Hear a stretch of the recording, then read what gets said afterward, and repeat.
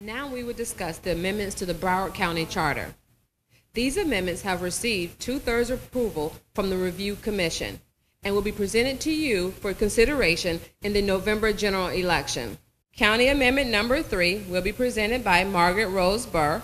She's a member of Delta Sigma Theta sorority. She's a member of the New Mount Olive Baptist Church, and she's also a member of the North Broward County chapter of the Links.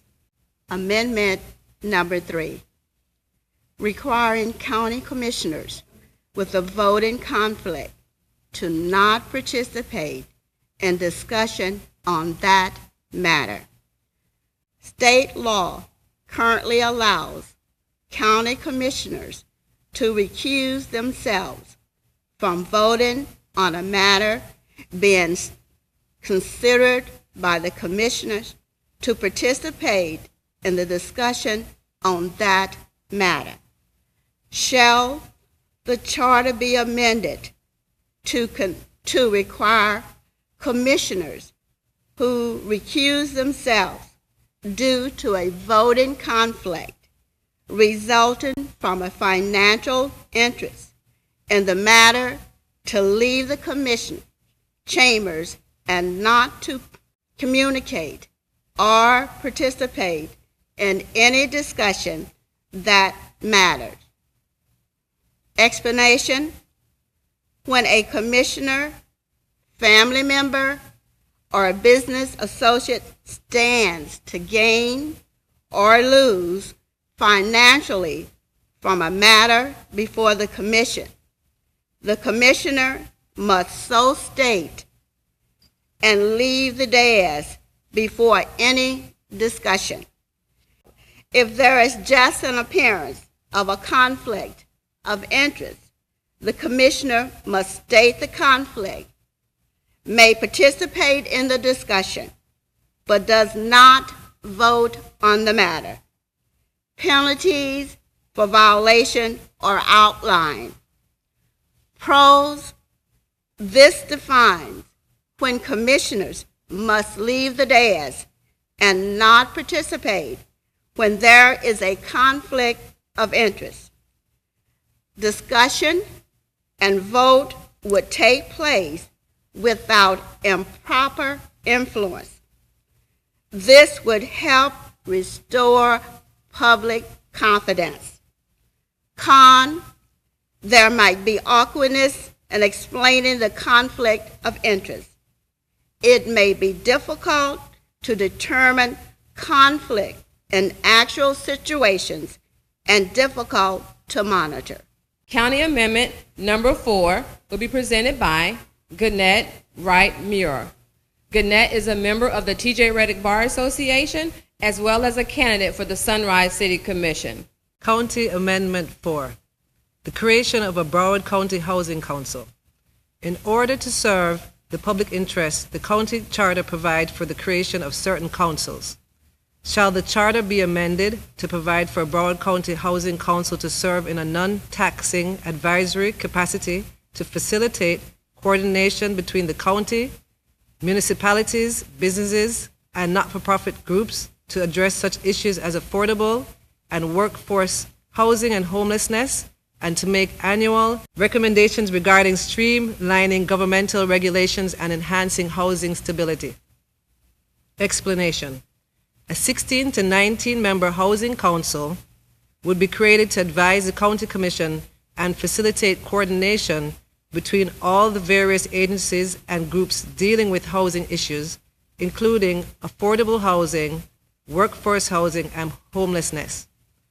Council would be a diverse group representing business, municipalities, educators, realtors, mortgage industry, banks, housing advocates, and the homeless.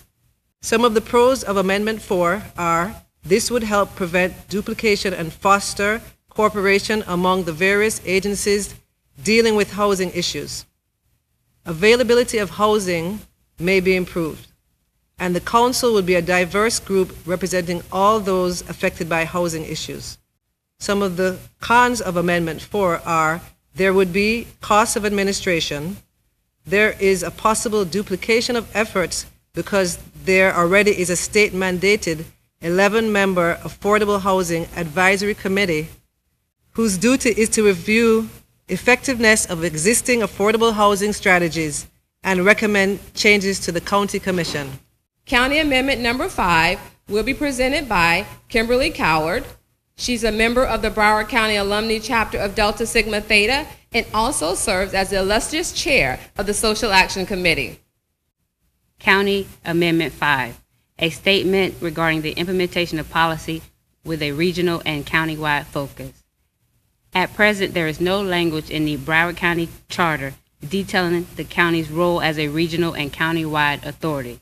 So the question begs whether there should be a policy statement added to the Broward County Charter defining the county's duty to develop and implement programs, policy, and budget with a countywide and regional focus.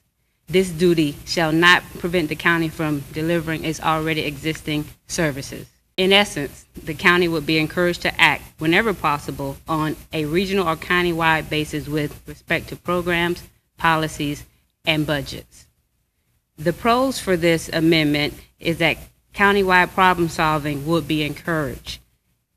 Also, this amendment is slated to promote regional cooperation and action across county lines. The con for this amendment is that monies might be taken away from already existing local solutions. County Amendment Number 6 will be presented by Commissioner Margaret Bakes, who serves as a member of the New Mount Olive Baptist Church, as well as Commissioner for the City of Lauderhill. The County Amendment Number 6, Broward County Parks Preservation. The Charter currently does not contain a mechanism to protect parks owned by the county. Shall the Charter be amended to designate county-owned parks as either nature area parks or regional parks, and to prohibit the sale, transfer, or change of use to such parks without an affirmative vote of 60% of the county electorate? The explanation: natural area parks will be identified and designated as passive use only, such as nature centers and trails, wildlife sanctuaries, picnic areas, and the like. Regional parks will be identified and designated as general park purposes, such as outdoor leisure, athletic or recreational areas, including educational and civic facilities, outdoor classrooms, and the like. Neither kind could be sold, transferred, or changed in use without a yes or vote from the county voters of at least 60%. Other smaller parks will be listed in the charter, but will not fall under the voter restriction. Some of the pros for this: this provides strict protection of Broward green space, since 60% of the voters will have to okay the change. The Broward County Park System would be clearly defined. Exchange of like properties with school board or municipalities would be allowed if this type of use were to change. Some of the cons: this restricts the flexibility of government to sell or change use of county parks as situations change, although many may see this as a pro.